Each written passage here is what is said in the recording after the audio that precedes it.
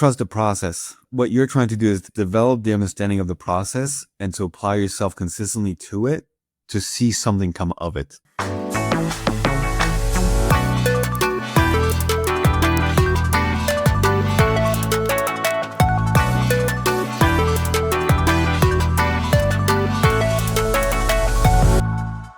Welcome to the next episode of the Entrepreneurial Excellence Podcast. It is with a ton of pleasure and excitement and truthfully energy on my part to have Wilson Kriegel here with me on the pod today.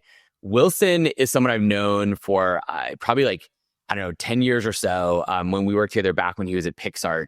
But I did not realize it at the time, and we recently caught up. Wilson has one of the most fascinating backgrounds of almost anyone I've ever met. So I'm going to do a quick overview of all this so the listeners know who you are and why they should pay attention to what you have to say. But I'm going to try to do my best to get this right. But to give you an idea of Wilson's background, he started 8 venture-backed startups. He was diagnosed as near borderline mentally retarded. I don't know if that's the right word anymore, but with an IQ of 74 at one point in his life. He's made multiple millions of dollars, but he's also ended up living on the streets when that didn't work out and all the money disappeared. Literally living on the streets. He was a key part of the craziness at Enron, for those who remember the insanity of the Enron days in the end of the 2000s and taking companies public and a bunch of other things that happened back then. He's almost died twice of a brain failure and also has a brain aneurysm they can't do anything about, which gives you a 3% chance of potentially dying every single year, which I'm sure compounded means like a guaranteed chance almost of you dying, but hopefully not. And then on top of all this, despite all of that insanity that you have going on in your life, you also have completed 140 speed summits of mountains. We'll talk about that a little bit. In just the past year, you've done 33 trips and traveled almost 700,000 miles. Oh, and by the way, you're a single father raising 2 kids, 2 young boys, in a loving, successful, but separated relationship with their mother, who's now a good friend of yours, and you've really made that work in a really healthy way on top of it. And I guess, and by the way, of course, you're an executive coach. You also give a ton of your time and energy and frankly money back to charity. I don't know how you do all of it, Wilson, but that is part of what we are going to unpack. So thank you so much for being on the pod today. It's good to see you, Adam, and thanks for having me. Yeah, absolutely. So I'm going to start off with a question I ask every single one of our guests. And you're certainly well qualified to answer this, but how do you define, given all of your experience, how do you define, or what do you define as entrepreneurial excellence? Like, that is the name of the podcast. What is your definition of an excellent entrepreneur? I mean, obviously, in some essence, you have to have had the resilience to persevere through the ups and the downs to, in some way, shape, or form, achieve an outlier outcome.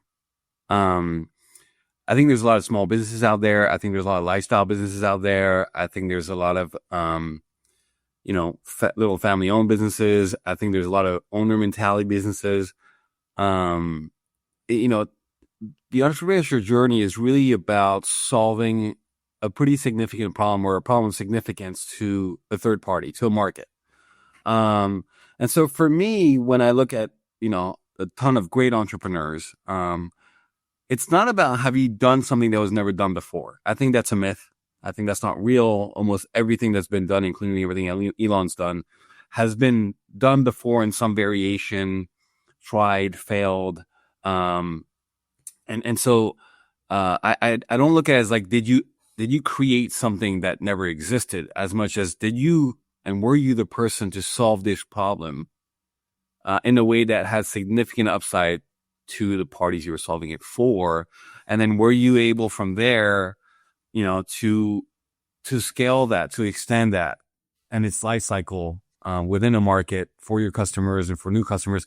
I think, it's one thing to do one thing well once. It's another thing to be able to, whether or not you like Microsoft or the likes, but to be able to be around 20, 30, 40, 50 years from now, it's very hard. It's people don't like Zuck, but, to see his drive today still, right? After building a multi-trillion-dollar company and 25 years later, right? Like, it's like, there is a certain level of excellence around that. And the excellence isn't about, I don't love the term as much as the mastery, right? these guys have learned to master the process of evolving. And not just as, and in the context of the business, that means culture, technologies, the economics, right? The customer base. So And that to me is really when you start seeing the gap between a one-hit wonder, right? That happens. It's finite, but it happens. Once in a while, situation where to somebody who didn't just solve a problem or deliver value to the market, but then from there establish itself as a viable long-term business and evolve its entire engineering in terms of just the entity into a greater, bigger thing. So I definitely want to talk about like what it means to persevere and like build that long-term business. But let's even start with kind of you're starting eight venture-backed businesses. I mean, that puts you in probably the top 0.1% of founders out there, right? You have to build something that has delivered value to keep getting VCs to give you more money, right? You can't go in the door and be like, I have 7 failed businesses, but the 8th one is going to be the one that's going to go crush it. So like, what do you think enabled you to be that sort of person that has these ideas that you then can build into something viable? What isn't in your background? What is it in your focus level, your obsession? What is it that is enabling you to go build those businesses that kind of sets you apart? 6 out of those 8, I had co-founders. Okay. And 2, I was solo founder. Interestingly enough, the 2 that failed, out of the 3, 5 out of 8 were successful. I was a solo founder. Great track record. I'm very happy for all those who were a part of it. I think it's a bit, and so that, first of all, that's a big part, right? I've shown to be much. How did you identify these co-founders? Like, I'm shown to be much better at building with than without, since I'm 0 for 2 alone. But well, so I think that's a part of the magic, which is what are you really good at versus what's needed and what somebody else is very good at that's needed. And then how much trust and how much belief do you have in that person relative to how much trust and belief you have in yourself? And then you put that into an environment of what is it that you're trying to solve for, that either or that the combination of the parties bring enough intellectual capital, skills, experience, knowledge, network, track record to be able to gain grounds on. And then I have kind of a slightly different approach, which is I'm most often the operator. I'm not the visionary. And it's also something that a lot of entrepreneurs need to recognize, is what are you and who are you in the machine, right? Do you think a lot of founders think they are the visionary and like they almost want to believe in, like that's a mental construct? They want to say, I'm the visionary, so that makes me special. And like, I'm a Steve Jobs mythical beast.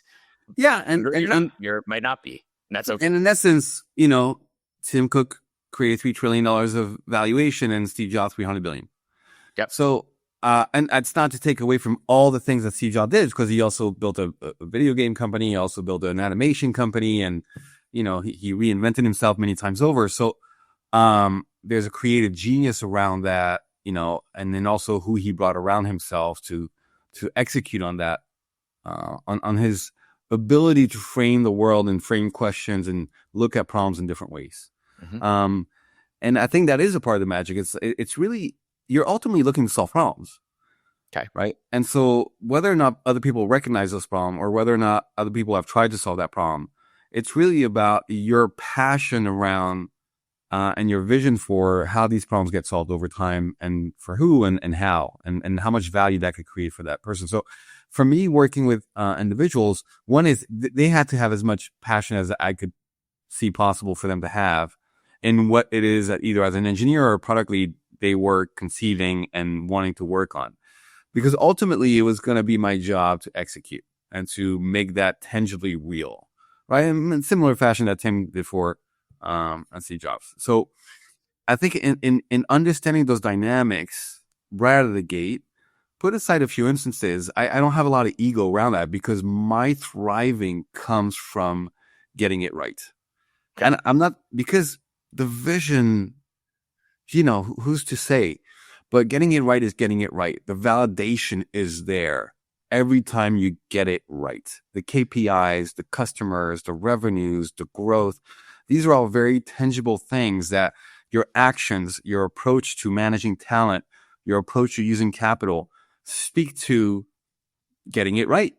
There's no denying that reality. And so for me, when I work with founders and when I found founders, and one is, okay, how's the market? Like, is this market already somewhat there? Like, making the market is much harder than writing the market. So you want to be early enough that you get a couple of waves at it, but not too early that you're just paddling on the ocean with no way to surf it. That's a very expensive value proposition and approach to anything in life. So, finding momentum in industries with founders who had really a deep, deep passion around the product that they were building, like way deeper than mine. I didn't have to have the depth of their passion. I needed them to have that because, you need to have this infinite desire to pursue that. And so, whether they were already a gamer, whether they were already in data security, whatever it was, like they needed to bring that passion towards this product and this customer and this solution. But that doesn't make them a great operator. It doesn't make them a good managing people at hiring. It doesn't make them good at managing money, raising money. And so, in essence, like it's a sports team. It's a franchise. Like you need a lot of different players on the field to have a winning championship team. And so that was always the part that was much more fascinating to me in the creative process and in the passion and in the purpose, which was, can I make this chaos? Can I make this uncertainty? Can I make the unknown actually work out? So I want to talk about like how you went through making sure that worked out. But before we even get there, to keep backing it up a little bit, I mean, you have a 62% plus hit rate of finding a good partner, basically, to go build a successful outcome.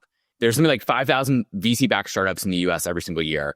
90% of those are going to fail. And I guarantee every 100% of those are founders who think they are visionary, they know how to execute, they're world-class at whatever they're building. So how are you able to choose the right partner who has the right vision with the right market, the right time? Like, what is that element? Like, if I'm a founder listening to this podcast, trying to understand how I go find the right partner, what are the things I should be looking for? Like, how did you pull that off with such an impressive track record? A lot of the time it's my own desperation to make sure I don't allow myself to fail. I always had a rule where it's like, okay, within 2 or 3 years, if this co-founder of mine or if our vision doesn't really work, what will I be able to do? Like within the next 2 years, how much value can we create if we get it kind of right? And so I never looked at it like, okay, is this a unicorn? Never, ever, ever looked at it. Is this a unicorn? Is this $1 billion company? I looked at it as, what are we solving for? What do we know? What do we not know? Like, and my drive was around gaining certainty around the pieces of the puzzles that we needed to have to get on base.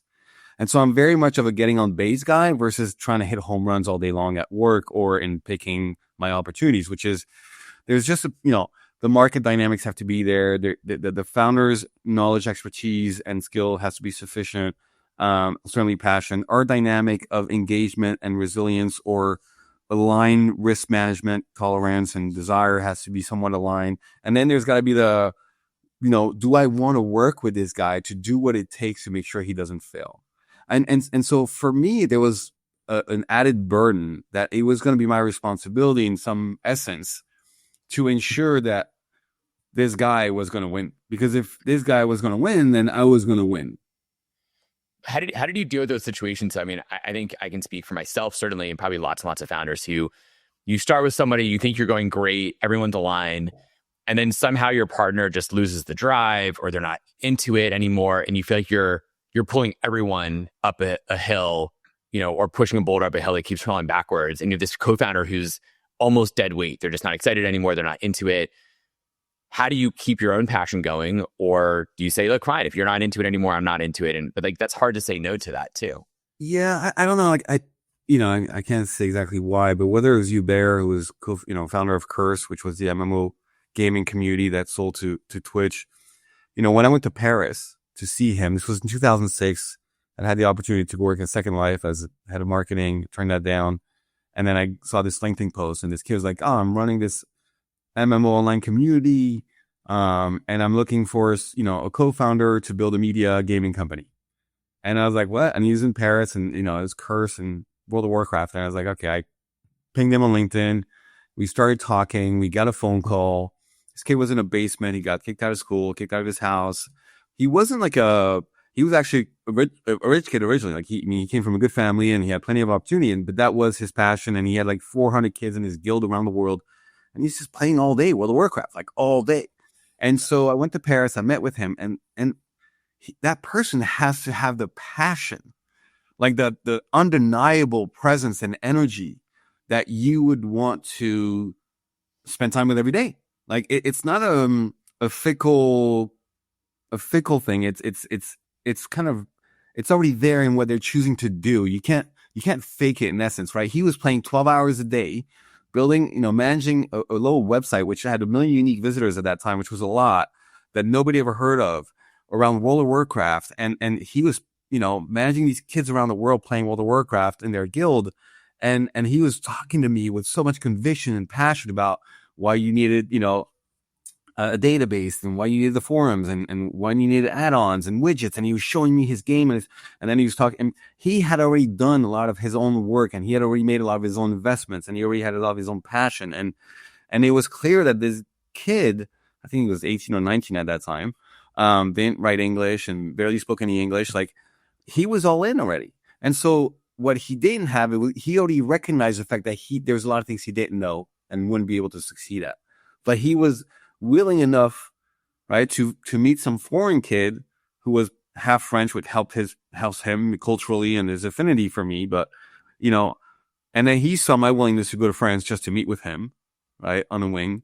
And then, I was like, hey, you're going to have to come move to San Francisco. And he's like, fine, I'm moving to San Francisco. And so, when people start having conversations where people are giving up things, making really tangible commitments, already doing the work, right? Already showing sacrifice, already showing, then, you have to assess whether or not that has longevity. You have to assess whether or not that they have enough drive and passion behind that. But, at the same time, he's no longer going to be a singular individual. There's going to be a duality, and we're going to build a team, and so once you start building foundational pieces, and once you start enabling people to grow and apply themselves, hopefully that fuels the engine. It doesn't dissipate it, right? And hopefully along the way you get some wins, and they start seeing what winning looks like, and then they want more of that. And then they start seeing what losing looks like, but they love winning more, or they hate losing, and their passion around the product doesn't go away. And that's really essential, which is I wouldn't join somebody who's like, oh, yeah, I looked at this problem yesterday, and that's pretty interesting. I think I have the skills to solve for this. I would never join that person, right? But when I joined Pixart with Hovannes, and I went all the way to Armenia, country I never heard of, right? Basically on a quick kind of dynamic, and I went spend 2 days over there, and it literally takes 28 hours to get there. Hovannes had a really deep story and passion around his daughter and creators, and her being a creative and being artistic and having been bullied around forums, and he wanted to create a safer, more digital, mobile environment for creativity and expression. And he felt that, she could find herself in that, and there's just an opportunity for that. And he'd already had a lot of experience building tools and software of different kinds. And he had a lot of widgets on Facebook at that time, or he had done that for several years in 2012, 13. And so he had been kind of, focusing on Adobe, like little tools for content editorial editing. But he had a genesis story, right? Plus he was an immigrant. Plus he tried to be an entrepreneur a few times back in Armenia, and had sold small businesses. But there was an alignment in terms of a value dynamic of, this, I see my daughter in this, right? And I've worked on this and that and this, and I've tried this and that. And we have we've done these build outs already. And you're like, okay, this guy has a purpose and an intent in there that's personal and that's already refined. And yeah, he's never raised money. He's never built a company in America.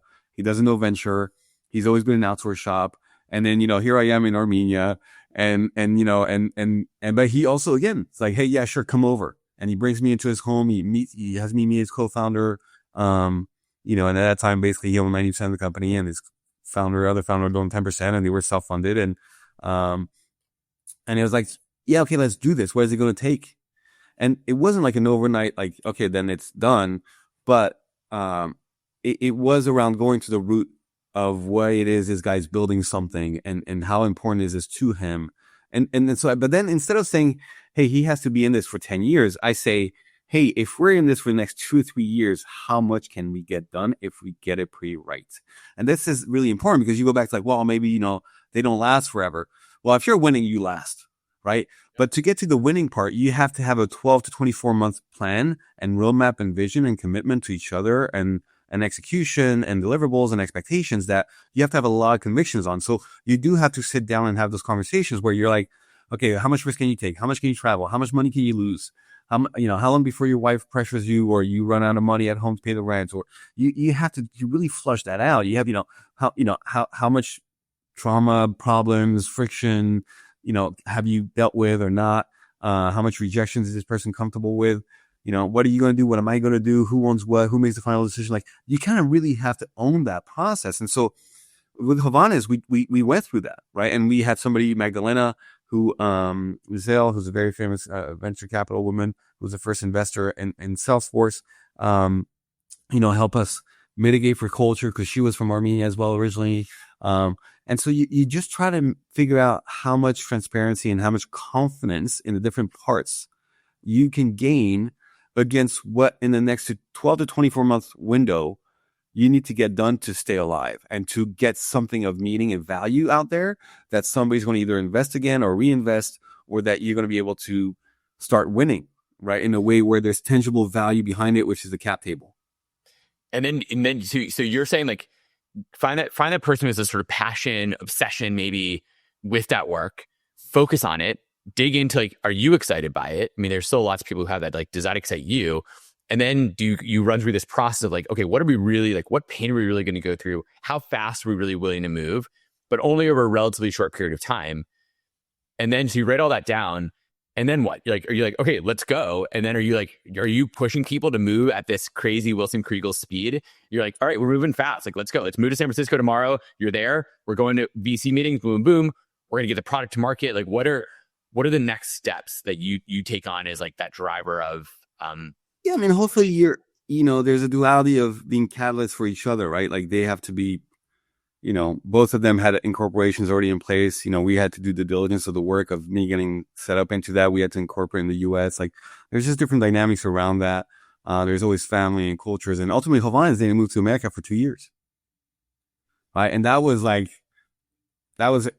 huge disappointment for me, for example. Now, there's reasons for that. Well, but you kept it going. You stayed with it. Yeah, because, I wanted to be a cartoonist as a kid. And so, I'd had some success already by then. This is 2014, and we'd sold OMG Pop with Dan Porter to Zynga, $250 million. And I'd just come off of running a company. I was getting paid very well doing that. And so I had the breathing room, but, there was this notion somehow that the kid who had failed out of school at 14, who everybody said was an idiot, who was a loser, who would never achieve anything, where in my state of depression in my youth, I spent most of my time drawing, anime and superheroes, and was very introverted, to then go from that 13, 14, 15-year-old kid to, at 35 or 38, whatever it was, 38, 39, suddenly being like, hey, maybe I can build $1 billion company enabling creators to be creative and to create art and express themselves. I was like, there's some kind of irony around that. Now, I also, again, this was 2014, so we're 2-3 years into Instagram, right? And so the take a picture and show your food stuff, it's kind of like evolving. And so there's definitely a validity to the fact that people are creators, need to edit their content. It's primarily in the SMB kind of high-end market, right? It's mostly people using Adobe who are, in the digital world, if you will, of their profession. But, Havanas had already done, kind of diligence and showcased that, there's just a lot of really creative people. And if you give them the right tools, they can be very passionate, very engaged around using them and creating amazing things. And so I was like, wow, okay, there's there's a use case here. It's mobile first. It's no longer PC, right? Which made sense with the market.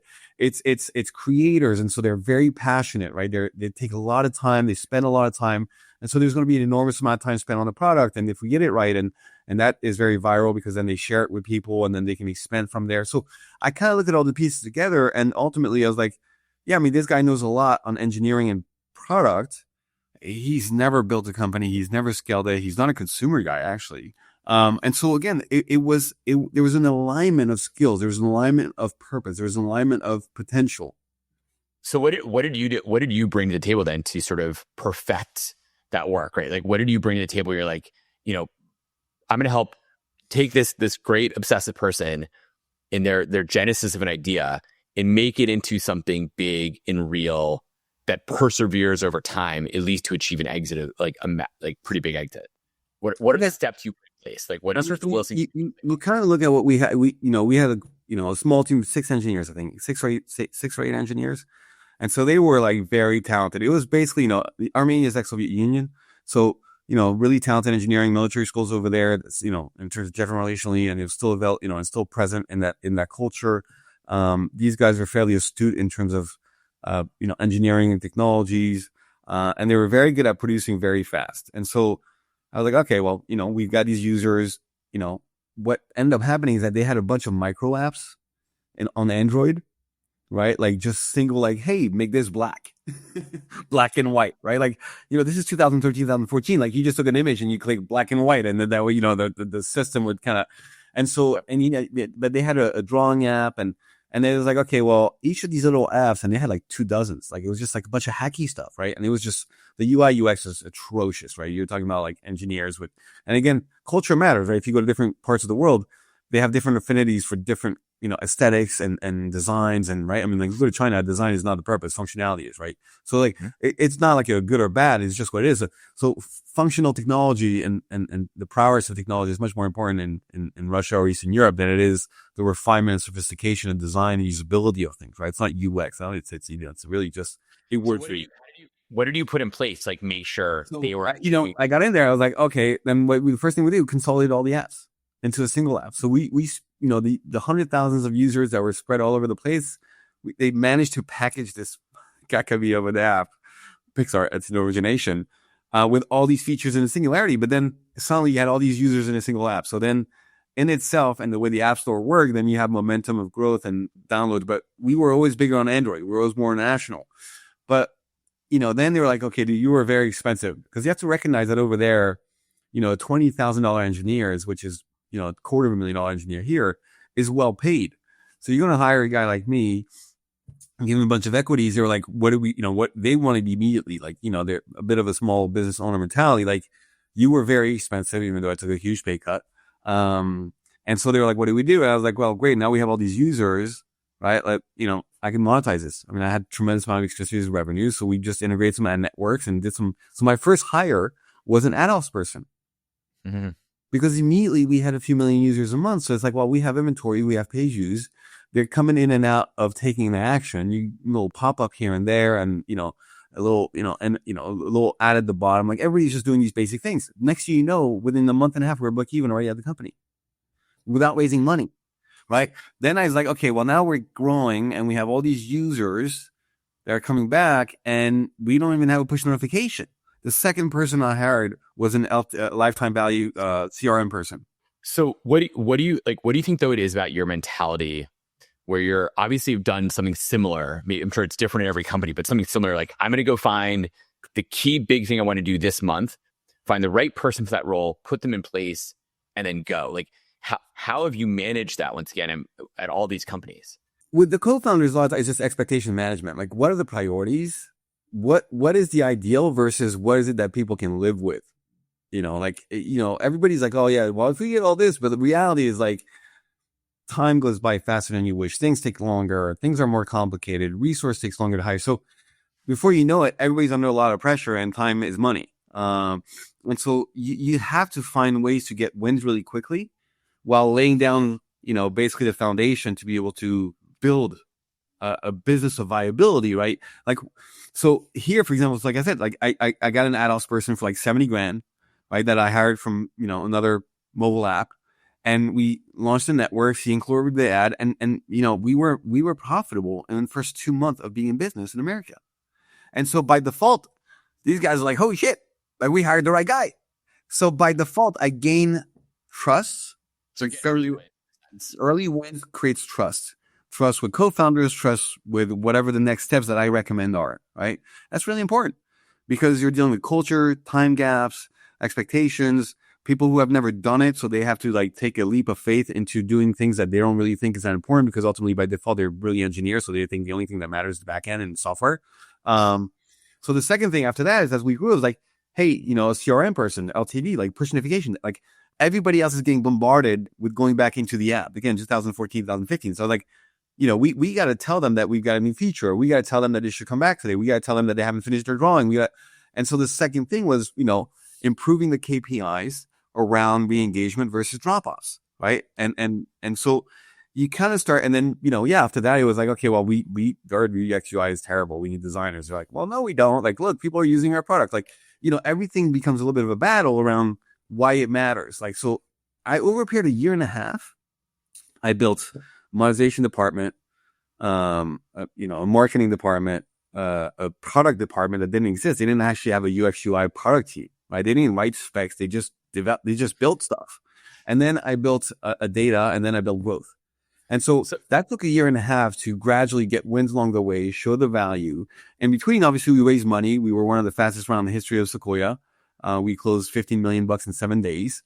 He never raised money. It's a great story because I remember going into our process, and this guy's got a really rough accent, and he's not exactly the most charismatic, charming guy in the world. He's like 6'2" and kind of, just heavy guy, dark, kind of brown, a little bit white hair, and he's just a massive, and he's got a really deep voice, and it's just a weird accent, and you're trying to sell a vision, and he's not a visionary.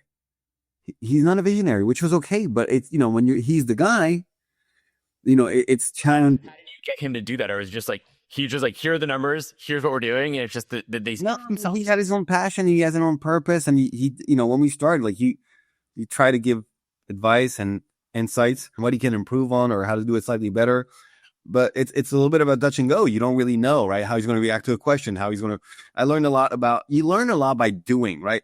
I think one of the things that you can get to know what you can get to know by asking, and then there's the learning by doing, right? But the knowing is not learning, right? And so I think people kind of conflate that, which is, oh, I asked and I learned some, and I heard it, but you didn't learn it. You learn it by doing it. You learn about your co-founder by going in front of a VC and him getting cornered with a question and you seeing freeze or push back or get defensive. That's learning, right? Like just because you're like, hey, how you do when you get under pressure? I'm good. Now I think I can handle it. Yeah. Now the reality is in the doing, because that's where the learning happens. And I think that that's something I learned at a very young age, which is like, there's just only one reality, and that's being in reality. In the doing is where the velocity of learning happens. And so with Hovhannes, like, again, he trusted in me and we ran a process, but, in all these instances, even with Dan at OMG Pop, when Dan took over OMG Pop, which was a little gaming studio, Flash games on browsers in 2010, from Charles Foreman, the founder, originally was a little dating app, they was trying matching dating app in 2008, 2009. He never ran a game studio or built a game company or built a video game. He was from the music industry, and he was a super creative guy, very talented, really good at managing creative people. But the guy was like, I know nothing about video games. And so I was, coming out of a game company, Outspark, which was an MMO, freemium based company, basically first generation Fortnite games. That company I know is selling to Axel Springer in Germany, but, we got introduced and he's like, oh, Wilson's my guy. Like he's like, I know nothing about the games industry. Right. And so again, it was about like, Dan was a guy who's super talented, super creative, really good at managing people, great storyteller, great at managing talent. And he's like, yeah, Wilson's going to figure out how to deal with the studios and the advertising and the monetization and the tech stack on the back end. And these complementary dynamics where you know where you are in the stack. Right. And you kind of have to live with that. And you do your best, and hopefully your best has enough of an impact that if they're doing a pretty good job, then you're winning. But do you think on the note of your best, I mean, like your best clearly seems to be better than the large majority of people. What is it about your best, right? So you use the example at Pixar where you set up sounds like 5 different business verticals, right? Like your monetization team, your growth team, your product team, all those within a year and a half. Getting all those spun up and moving quickly and actually delivering on results is difficult to do. A lot of companies can't move that fast. What is it about how you set it up? Did you set up metrics for them, KPIs? Did you just hire the right people? What was it that enabled you to spin all these groups up and keep delivering on results, including getting a $15 million round from Sequoia in 7 days? Yeah, actually we did 15 and then we did a secondary 6 months later. Within 3 months of that brought us to a $300 million valuation. So in 6 months of meeting me, he went from my company just has a 498 to we're 200. So you justified your salary. Let's put it that way. Yeah, he didn't know what a secondary was. Originally, I wanted to get another round in to get international venture capital firms on like GGV and DCM because we have a pretty wide footprint around the world.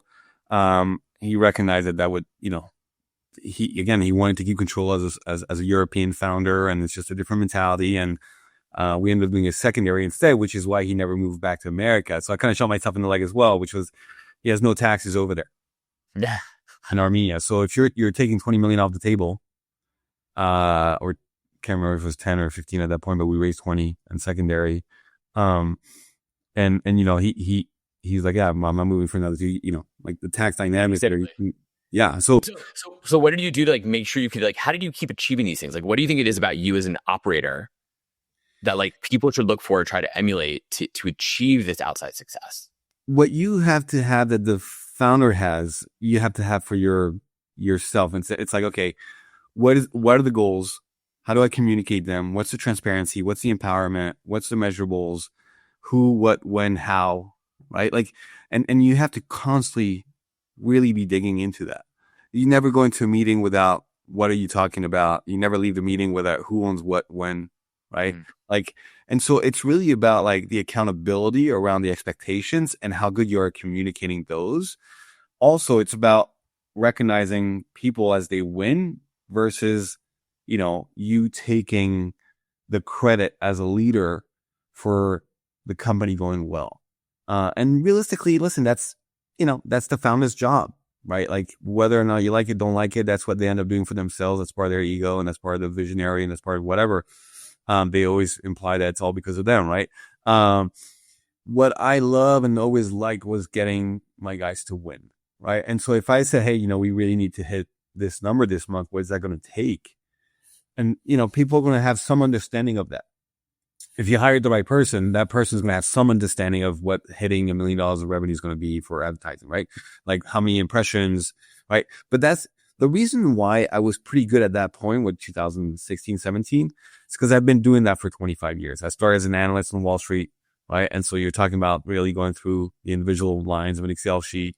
I started very analytically and analytical. I started processing a lot of information and data points at a young age around my career, multitasking, multi-managing, a bunch of different things that I shouldn't have been doing, which were very distracting, but I always thought was helpful or exciting to me. Day trading while being an analyst, while club promoting, and so the chaos wasn't chaos to me, right? For a lot of people, coming into a startup with a lack of infrastructure is completely overwhelming.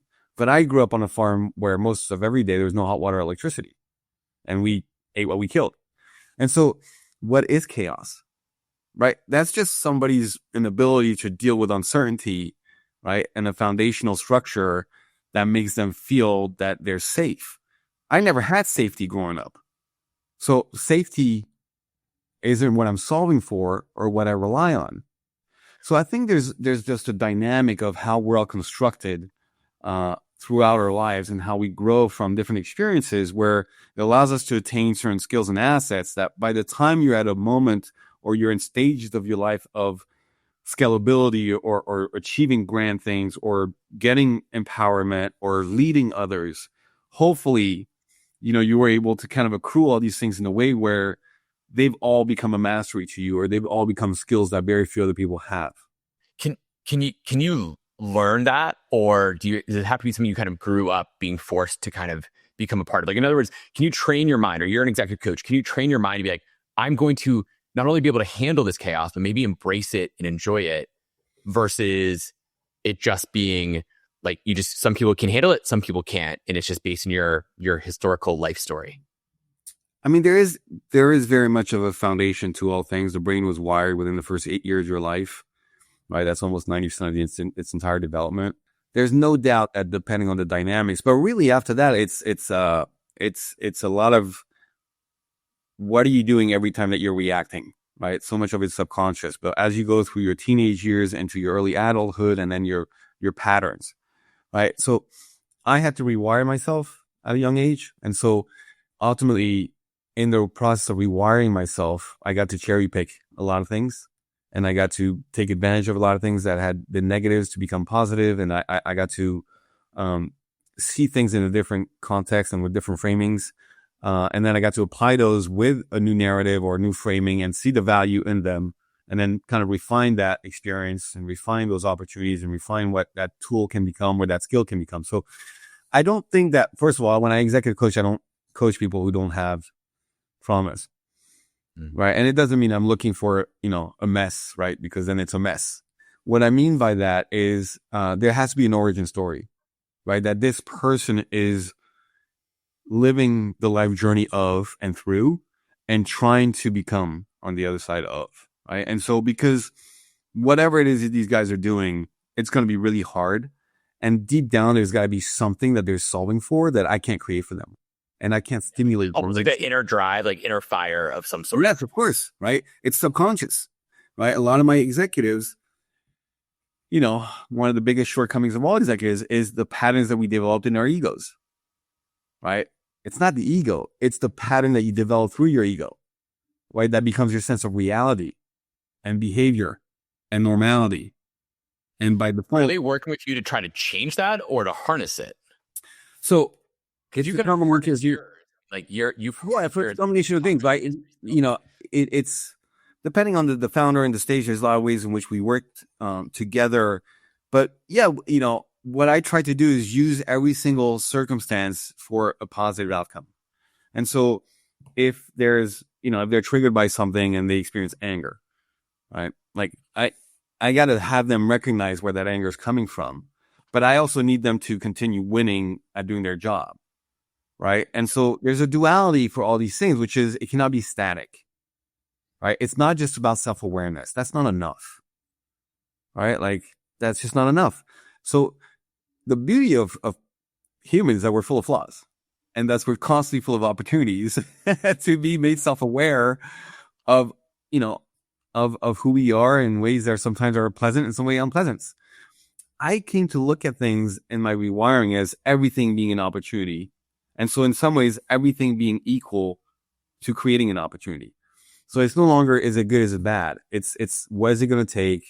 How does this work? Why is this not working? It doesn't, the rest are just stories, right? So when I'm working with people, when I set forth challenges or I don't look at it as, is this going to hurt? Is this going to be hard? I might, like, do I have limitations? Like none of that matters. Those are all stories and justifications and means of undermining, the best way to do it or your ability to do it. And it's the same with my founders every day when I work with them. I kind of come in with a blank slate every time they text and I come in and out of these conversations, but I need them to come out of that on the other side with a tool and a winning action and a winning mind frame.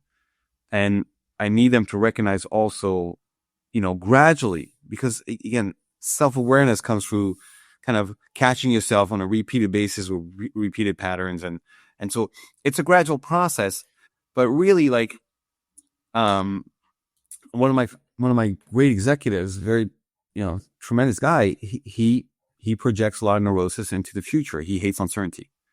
He has just enough doubt in himself or insecurity tied to childhood dynamics where when things last or stay a little too long with uncertainty, he starts getting very fidgety and very easily triggered and very easily negative and thus angry. And so he'll calibrate that against people of more junior dynamics in his environment to let that go. And I'm always like, okay, right. You're projecting one part of the business that you're not getting, affirmation on around solidifying a closing of a date or a deal that went through or money or something. And now these guys aren't delivering exactly how you wanted to. And then they're going to pay the price for that discomfort that you have with unknowns that your mind literally the mind is basically, if people are like, I fear the unknown. Well, you cannot fear what you do not know. What you fear is what your brain is projecting into the future. That's some variation of a past memory that is making you uncomfortable, and you're reacting to that. And so it's like, dude, like, let's settle ourselves down, right? Like, let's get back to managing your team well, right? Let's recognize that you're just uncomfortable about the fact that it's taking 2 weeks to get this answer that's important to you, right? Let's get back to focusing on the things that matter most to you right now that you can do something about, right? And then it's like, hey, did you work out today? Like, there's just a dynamic of things. Why are these successful? I mean, you work with really, really successful folks. Why are they coming to you to work with you? Like, they've already had all the success. So like, arguably it says like, you've already done it. You've crushed it. You've figured something out. So why do they come to you to get coached in the first place? Since they've figured they've won, maybe. Won. Well, first, they don't think they've won. And a lot of them are in the journey itself of recognizing that either what they define as winning was flawed and is actually something much greater with a much greater potential, and parts of it that are much more important to them now could be being happy, joyful, being a better husband. It's no longer just singular in nature. Part of them have failed in the past at trying something that they're trying again now, and recognize that, they're lacking things and have the maturity and self-awareness now that they may not have 5 years ago, and they recognize what it cost them. And so I always start with what is it costing you? Because if I said, give me $1 million now, I'll guarantee you $10 million in 2 years, you'd give me $1 million now. So the question is, what is it costing you to not do what it takes? And then you start engaging in the dynamic of self-awareness and recognition and accountability and their desire to really achieve something that they know they can, but just don't know how to yet, even though they've gotten this far. And that's really important premise of like, okay, this guy's going to be willing to do the work and has an intent. So after that, of course, I have to like them. I have to think that their business is interesting. They have to commit to a process that's pretty rigorous with me, where we talk on a weekly basis and it's very dynamic. Ultimately, they never stop calling me. It works out, great, but it is a trust building process. Because what I'm understanding about them is who they are. It's their fears, it's their vulnerabilities, it's their insecurities, it's their ego that's managing all that for them. It's their bad habits. It's all sorts of things. And I got to work with them on a daily basis or weekly basis to, evolve that version of themselves so that they can be the founder and leader they need to be to take their teams to where their teams need to go within the cycle of the business that they're in. And so when I start, I'm always like, what do you want to accomplish? Like, where are you going with this? What's your vision in the next couple of years?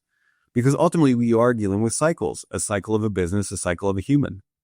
And not every cycle is the same. But if you want to have a successful cycle, there has to be an alignment between yourself and what you're trying to achieve.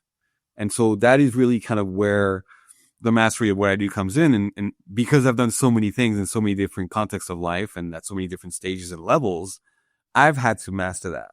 So I'm never preaching, teaching, or coaching something that I'm not either going through, working on, have done, mastering, or improving. Do you think that having some sort of trauma of some sort is required to be a successful entrepreneur? Like that kind of pushing you? I mean, statistically, it's shown to be the case. But statistically, people with trauma also achieve nothing on a grand scale. Right. So yes, for the outsized returns, it probably does require it, but there's also a bet that a lot of times you will achieve very well. I mean, listen, I have 5 siblings, and we've all had our own challenges in our youth and growing up with our parents and everything else. And I'm the only one who's successful, at least in a way that's measurable beyond being middle class.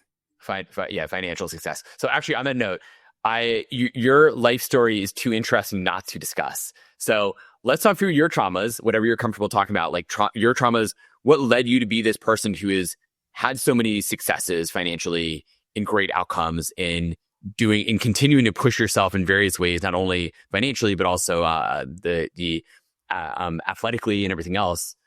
Walk us through a little bit of that history of all the kind of the key highlights that made you into the person that you are now. Essentially, I was miserable for a very long time in my youth. I was medically depressed and depressive and suicidal between the age really of somewhere around 10 all the way to 22, 23, on a 90% of my day, 90% of my year basis. And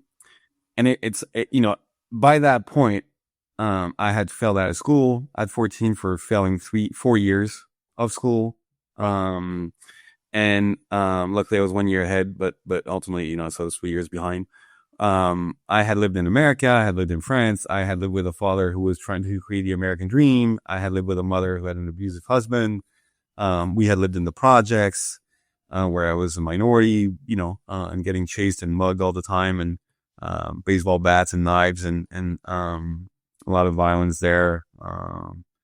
And I had grown up on a farm with no hot water, electricity. My father would kill the pig and hang it up and, on top of the kitchen table. And that's the same father who has been very, very successful himself in business, right? So yes, my father immigrated to America in 82 with $1 in his pocket. And, in his mind, he's like, if I ever make $1 million of cash, I will be very successful. He ultimately built about $15 billion worth of company, and is kind of the godfather of deregulation in America and natural gas power plants. I think his company at one point was the 6th or 7th largest energy producer in the world. It's amazing. But does he, just really quick on your dad, do you think he feels like he's achieved? I mean, he's clearly achieved far more than $1 million in financial outcomes. Does he feel like he's achieved it? His whole life was his pursuit. My father was singular in his pursuit, which is something that I learned about at a young age that I didn't really love, or being on the other side of that pursuit, meaning you're not that important. There was no price he wasn't willing to pay for his pursuit. And his pursuit was a derivative of his trauma as a child born after World War II and growing up very poor and having Jewish parents and the war and picking up food in flea markets and ultimately having cancer at the age of 7 and spending years in hospitals and then years out of school. And so he never learned how to write. He still can't write, which is kind of fascinating. And ultimately, a lot of suffering, like a lot of real human pain. And so he's a bit of that generation that came here from that, era to build things, physical things, real things. And who had a tremendous amount of pain within and who had, was abandoned by his parents and his mother. And so he doesn't have empathy. He doesn't know, he wasn't nurtured in love or wasn't loved, or he just knew pain. And ultimately at some point he figured out his survival mechanics, and went on to endeavor and doing amazing things as an adventurer and ultimately in business, but also at the expense of everybody and everything. He's including his kids, right? Yeah. I mean, he's got 5 kids, 2 were drug addicts. One's been in welfare for 30 years. 2 never finished college. It's a mess. It's a mess. He's been married, divorced 3 times. Like, it's a mess. It's, and you were on that path yourself, right? You were sort of on that same path. Yeah. Well, I'm the third of the first marriage. My mom, who luckily for us, was an extremely loving, caring human being with an amazing amount of empathy and nurturing. Now he took us from my mother. I was 6 years old, which was ultimately the beginning of the end for me in terms of understanding or feeling and experiencing safety, in the house, whether it's physical, financial, emotional. Once you lose that, depending on your wiring and depending on the foundation of what you are, not a whole lot to hold on to. So for me, depression was very, very, quick thereafter, because everything was just kind of dark and sad and unsafe, and uncertain and scary. I was a fragile kid. I was vulnerable. I was emotional. I was skinny. I didn't have any particular skill sets. I didn't have any talents. I had learning disability at a young age. I had dyslexia. And then you add depression to that. It's a very toxic dynamic for the brain at a young age in terms of how the behavior leads to a consistency of triggering of chemicals that creates a state of depression and creates your world within. And then everything else is just pretend, or masquerading or pretending. So where did that? Okay, so you're 20-ish, not finishing school, not doing well, depressed, all these other things, and then your kind of career just sort of takes off in a lot of wild. Yeah, I mean, so when I fell out of school at 14, my father put us in a boarding school with one of my sisters. And so for 2 years, we lived alone in his house in France with the caretakers of the house. Took us away from my mom again because it was a violent environment and she was very poor. And then at 16, he's like, well, you guys are, I was failing out of school and it wasn't going to work out well. And my sister was trying. And so he's like, why don't you guys come to America? And so when we moved to America at 16, we started having to work all the time at that point. I mean, in summers and all these things, but he put us back into boarding school. So I haven't lived with my parents since I was 14, either parent. And, moving to America was pretty hard.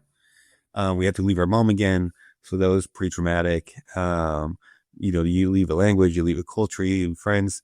And we went to the school in the Berkshires.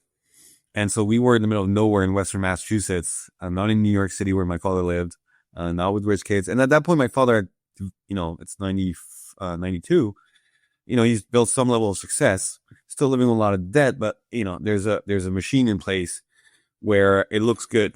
It looks good on paper. But we, so we started getting exposure to money around that time.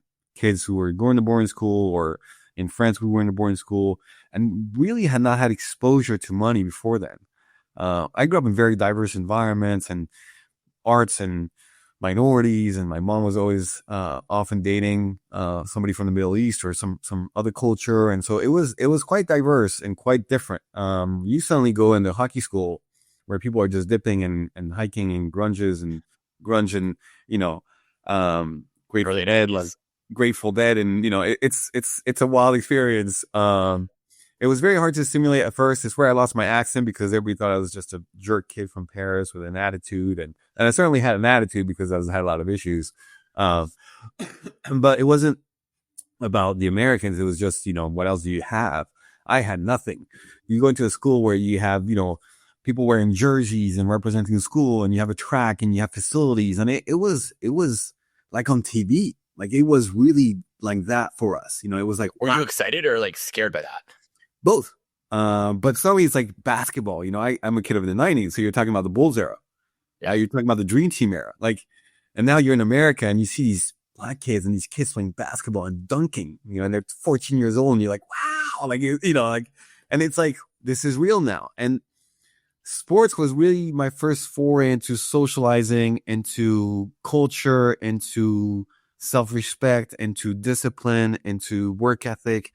Like sports has played a monumental role in my life, starting with high school into college where I became D1 athlete, and then into endeavoring into an enormous amount of different sports, from skeleton racing to, extreme skiing. Obviously I'm a huge runner, ultra, as well as half marathons. And, I do a lot of triathlons. And so, sports has always been a really big part of my life. And I became a mountaineer later in my life and speed climber. But it was always very important to my sense of self. Once I discovered the empowerment and the impact to my state of being on an emotional standpoint, on regulating myself, on my chemicals, on the respect that people had for me, on the respect that I had for myself, it really became an enormous driver of attaining my first identity, if you will, that I was like, I am this person. I am an athlete. So you became this person, an athlete. Somehow you managed not to fail out of boarding school then, or like what happened? Yes, we came here at 16. I managed to not fail out, graduated. I think I got a 740 on my SAT. If anybody knows the SAT, that's a pretty bad score. 40, yeah. There's 800 would be like one of the two scores, but like 1600 was the top score at that time, right? Yeah. So yeah, it's the same. I think you get 500 for writing your information properly. Okay, so you barely get it done, and then what? I barely get it done. Ultimately, good to like I need to get a job or go to college. My father, as long as we got my father only believed in one thing, that was education. So he said, as long as you get the grades, you get into the schools you get into.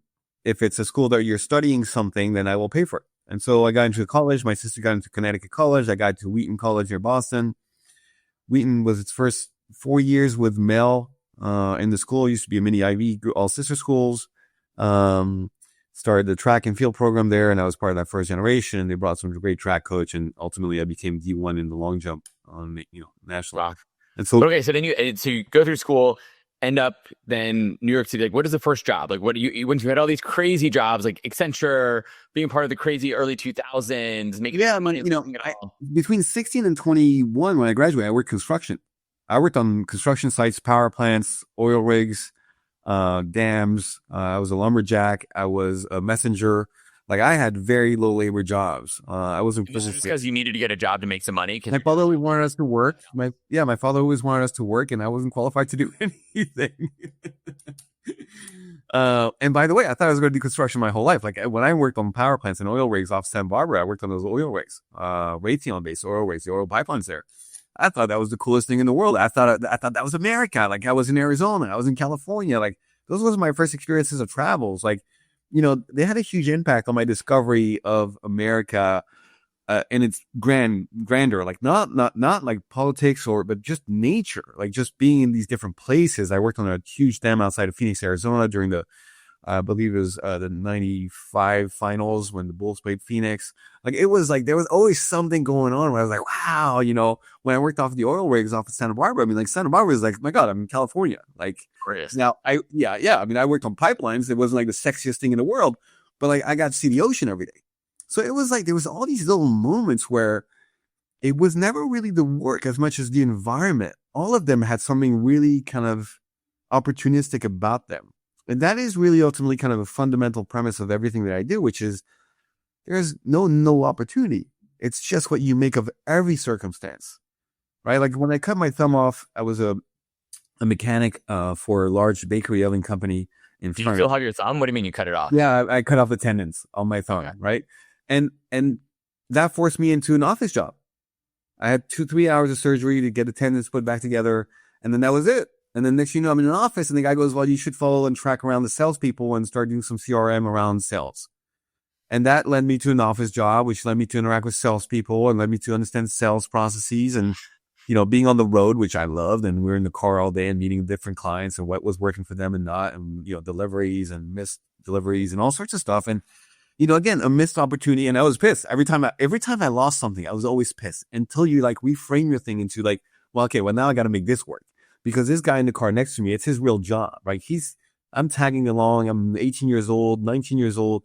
This guy is making a living doing sales. Like, I'm giving this opportunity. So it was constantly about refining the attitude, right? And kind of finding a way to get something out of every one of these opportunities where I was completely out of place. Every one of them I was out of place, right? When I finally got out of school and I went to work at Sumitomo Mitsui Bank, which was at that time the largest Japanese bank, I couldn't get into Bear Stearns. I couldn't get into, all these top investment banks.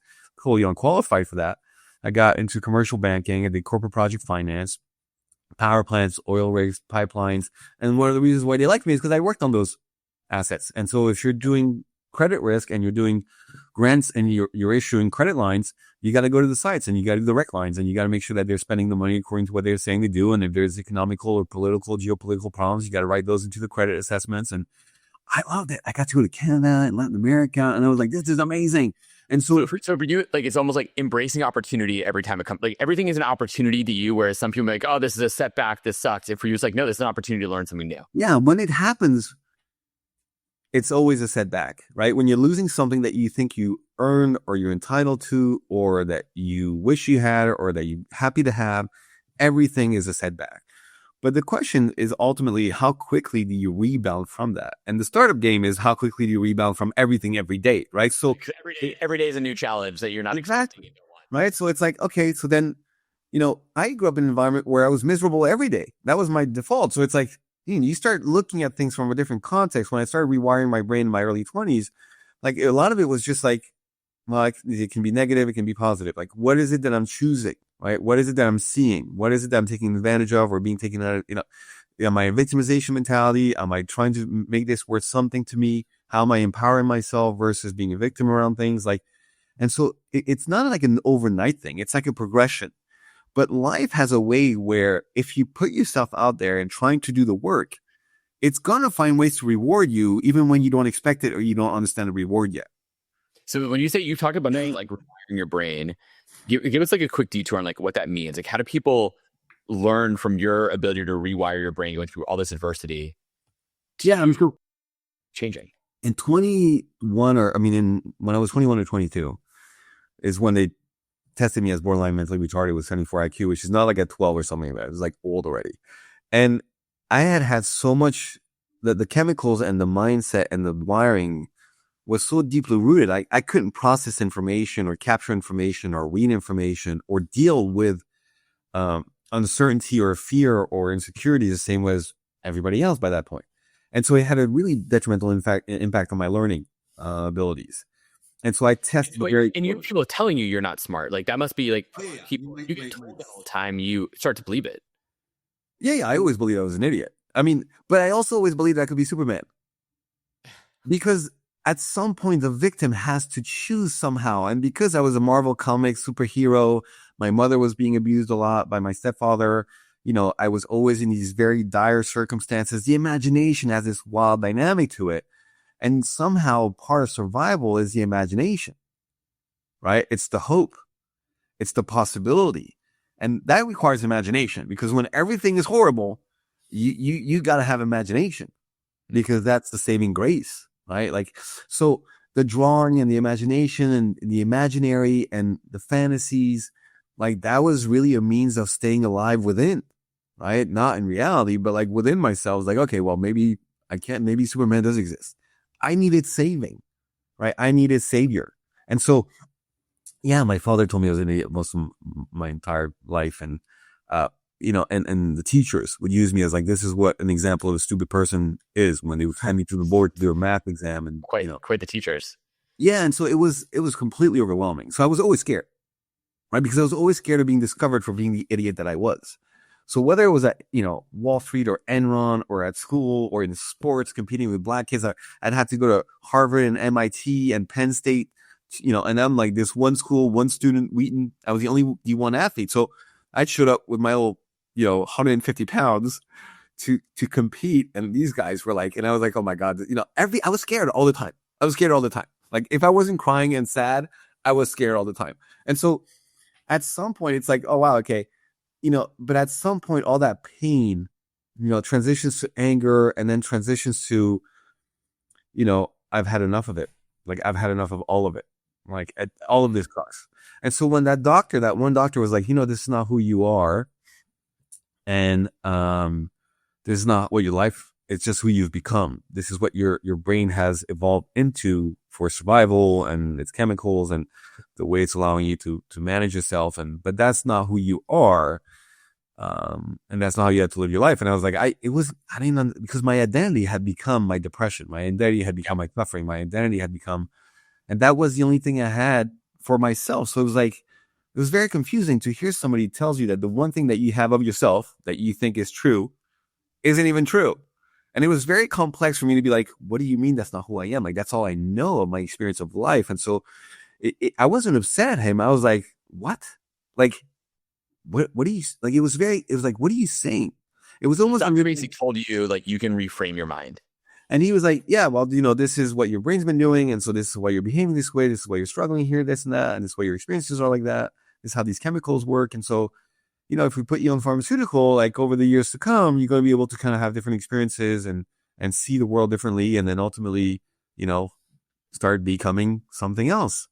And I was like, okay, but I don't want to do pharmaceutical. And he's like, why? And there's just some cockamy answer to that. I'm not really sure exactly what my framing around I'm not touching pharmaceutical was. But because I was an adult, I could make my own choices. And I didn't want to do pharmaceutical. And so he's like, well, the test, the exam, like it wasn't pretty. And the guy was like, yeah, I'm not sure exactly how you're thinking this is going to work out then. I'm like, well, I don't know. What are we trying to do? And that was the first step. What are we trying to do? What is it? What are the chemicals going to, like, what are the pharmaceuticals going to do for me? What is that medicine going to do for me? And then can I figure out another way to achieve the same outcome? And so once the guy got me into a thinking pattern of, well, this isn't who you are, you can let go of that, because this will do this for you and will create an opportunity to have a different experience of life because of it. I said, okay, well, what is this doing for me? And then it's like, well, then how can I get that to happen differently? Mm-hmm. And then if I get that to happen differently, and so that's where the persona of a club promoter and the Wolves of Wall Street and Enron life and bodybuilding life and, you know, celebrities and, you know, and that life of, you know, really like literally like the movie kind of catapulted itself. Like I met a few people, you know, I didn't drink, you know, I was like a really hardcore athlete, bodybuilding. I was trying to enter, natural competitions upstate in Maine and Vermont. I'd put on 25 pounds in college of muscle mass. I had 5% body fat. Like I was building the Superman in me. And so when that guy was like, oh, you know, well, you know, it doesn't have to be this way, I was already kind of trying to build myself into something else. And I was seeing the physical results. So I was seeing the empowerment that there could take place when you take place of your, you know, when you take charge of yourself, when you take charge of the accountability of creating and of choices, dieting, lifting twice a day and cardio and all these dynamics. And so I was seeing the results of that. So when he was like, hey, you know, if you can alter some of the chemicals, you'll have the breathing room to start seeing the world differently and experiencing differently. You can develop different skills and just be different and have a different state of mind. And that will create different opportunities for you. I was like, great. Then next thing you know, I'm like, you know, partying 5 nights a week, you know, in the Hamptons in New York City and hanging out with celebrities, and I'm, you know, a bodybuilder, and I'm starting doing extreme sports, and, you know, I'm running 10Ks every day, lifting 7 days a week. You know, I'm working at Enron. Like it, you know, it was just, you know, I started creating environments and use cases where I didn't belong at all, where previously I would have been completely scared shitless. I started seeing those as the opportunity, which is, well, if I can put myself in this environment to have these experiences, my brain is going to start reacting differently. I'm stimulating different things, dopamine, endorphins, serotonin, like different things, right? A lot of sex, right? Like, and so in that process, you're stimulating different chemicals. In the process of altering the human experience, you're altering the brain experience. And I ventured into that for 4 or 5 years very aggressively, where literally everybody thought I was like on drugs all day long. People thought I was on coke all day long. Like I was sleeping 3 hours. You were doing any drugs, right? Never did drugs. I did alcohol, a fair amount of it at that time. It came with the territory of being in clubs all the time. But that was very big. That was a progression in itself. And then I stopped overnight. I did 2.5, 3 years of heavy drinking, and then never really cared to do it again. And not because I was worried about it, just because it was like, oh yeah, well, I did it. It served its purpose. Then moved on. So, okay. So you change your mindset. You basically, everyone thinks you're just like this Wilson Kriegel crazy guy who's on coke, but not really. And then what ends up happening? Like, tell us just briefly the story of you go make a huge amount of money, and the next thing you know, you're on the streets. Yeah, I mean, so I ended up in 1999. There was a collapse of the Asian market through a hedge fund, and my boss, who knew I was terrible on my job, was like, "We're gonna have a credit crunch. We're gonna lay off some people. You'll be one of the first, so you should start looking for a job."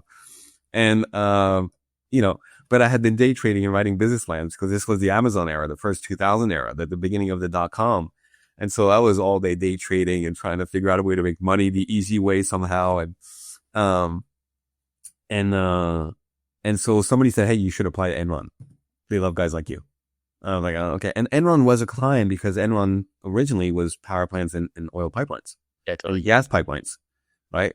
And gas storage. So the origination of Enron wasn't, you know, the asset light marketplace, trading, derivatives, and all this complexity. It was really, you know, energy and gas. And so, they were a client on, you know, the many hundreds of millions of dollars that the bank had in debt towards physical assets, you know. And so I got my resume brought in there off hiring cycle. And those, you know, companies were hiring 2,000 to 4,000 associates and analysts from all the, you know, top Ivy Leagues in the world. And, somebody decided that I was worthy of being hired on cycle. And I went down there, and instead of becoming a trader, which was why I was hired, I was put into the e-business, corporate strategy team. And so basically a handful of us were working between the top management skilling and those guys and the general managers of Enron Energy Services or Enron Broadband and their heads, and coming up with ways in which technology could impact in billion-dollar ways the company. And so my boss, Jay, you know, he had a picture of his face having like gone off, you know, a cliff skiing and getting hit with rocks, whatever. Like, and he was just that kind of persona. And so we hit it off because I was also an extreme skier, and he thought I was rugged and ridiculous and had a abrasive attitude. And he took me in, and I became suddenly, kind of projected into this world where you got 20,000 of the smartest people in America working at Enron, right? Which was 5 years in a row, the most innovative and smartest talent in America, by Forbes and Fortune. And here I am, idiot that I am, with barely managing to be an analyst at a commercial bank, propelled into this environment, all while promoting clubs in New York. And I moved down to Houston, and it was just like complete mayhem. And I went in there guns blazing with an attitude of, this guy's an asshole. Like, the guys over there thought I was an asshole, when everybody else in the world thought those guys were assholes. Yeah. So you were the king asshole of all the assholes, basically. Bro, I was scared. I had nothing going for me, and so you projected, you put on a persona, projected. Yeah. I brought my New York attitude, the way I brought my Paris attitude, the way, I was just like, I got to have something. Right. And ultimately, like a lot of other things didn't work out so well. 6 months later, I was fired for some form of insider trading and from my division. And then I was given an opportunity to join another team. And I was put on the new PowerCo, which was their spin-off and then the largest IPO of 2000. So again, I went in there as an analyst, corporate strategy analyst, but really I was making $32,000 in my commercial bank. I was making $46,000 at Enron. And then 6 months later, I'm put on the IPO, the biggest IPO of 2000, $800 million raise, $300 billion valuation of a startup. It's crazy. And then yet you're on the street, what, 6 months after that? 2000 was the IPO, mid 2000 was the IPO. I was on the street by end of 2001. That's okay. September 11th. So fast forward then briefly, how did you, to kind of bring it back to being an entrepreneur, because I know you have a million other stories too you could tell, but like, how did you go from being on the street then to becoming an entrepreneur in a very successful? When September 11th happened, I was at the tower for the second tower when it fell, and the collapse of Enron, and I had somewhere around $8 million, I think, in total, between the debt that I had plus my equity, which at that time was 26, was a lot of money. I mean, this is 2001, so it's still a lot of money for people. Yeah. And so my father tapped me on the back. So my father doesn't believe in generational wealth or legacy or inheritance. And he's like, well, there's no easy money. And as he's in this $25 million apartment, he's like, you can go back and work at McDonald's. And, obviously I was pretty furious from that because I was trying really hard to get another job and couldn't. And next thing you know, it's just a run on the bank on my entire life. The woman that I love left, and I lost my lifestyle. I lost the access. I lost the network. And ultimately, I was so embarrassed and ashamed, and I was so overwhelmed. It was the last time that I considered committing suicide, like just jumping out of the window of the building. It was so overwhelming to see how quickly everything could disappear. Everything that I had suddenly attained after 10 years of being here. Right? It was just about 10 years, since 16 to 26 or something like that, 27. And so to feel like it was just so, I thought I was a golden goose. I thought that was my new identity. I thought that I'd become that Wolf Wall Street guy. And so it was so hard to then suddenly, after all that work, be like, wait, none of that is real either? Like, none of that is real? And so the lesson in humility there was it was actually the hardest part. I wasn't embarrassed with other people. The level of humility of accepting the fact that things are not things of substance. Yeah. And that things that you think you have, you actually don't have. The system is bigger than you. And so, you is what you have. And so I think when I started, dealing with the reality of the first time it hit me was really quickly after I realized I was going to have to leave the building I was in. And I was like, that's a problem. I only have $10 left. How am I going to eat tomorrow?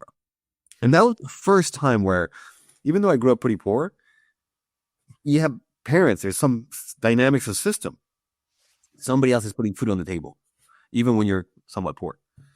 And this was going to be my moment of, wait, I'm putting food on the table and I don't have any money for food. And it was the first time I actually had to think about, how am I going to eat? And that was one of the most bizarre, coming from where I was coming from, hanging out with a lot of celebrities and really wealthy people, and to being 6 months later in this position, it was just so surreal. But all of it was surreal. If you go from you're the loser of the loser to suddenly you're hanging out with Naomi Campbell and Mark Wahlberg to suddenly you're back to how am I eating? All of it's just surreal. But you're part of the largest IPO, you're at Enron, you're just Skilling, you're this, it's just all surreal. And so in some way that just the euphoria of those experiences, right, even in the worst of time, was quite surreal. Like, Yeah. And so again, when I didn't really realize the extent to which I was, fucked. I just thought I'd keep on applying for jobs. I applied for 4,000 jobs in 1 year. Got 3 job interviews, 0 job offers. We talk about rejection. So what did you do? How did you put food on the table? The $10, how did you put food on the table? After 6 months of just wavering around, a neighbor of ours, Salima, who I had worked for in high school, she had optical stores. I went back to her 10 years later, tail between my legs. I was like, I need to work. I don't have any money. I have nowhere to be. I have nowhere to live. Can I come back to the store and sell again? And so that kid who was like 17 years old last time I worked for her, shows back up, decade plus later after, and she knew I had, she knew. But what I did is I didn't tell anybody what happened. Almost nobody knew what happened to me. They just thought I disappeared. Like literally thought I disappeared. I moved to another country. I started another career. I left New York City. But I went to work 3 days a week in a retail store in Soho and sell optical glasses behind the counter.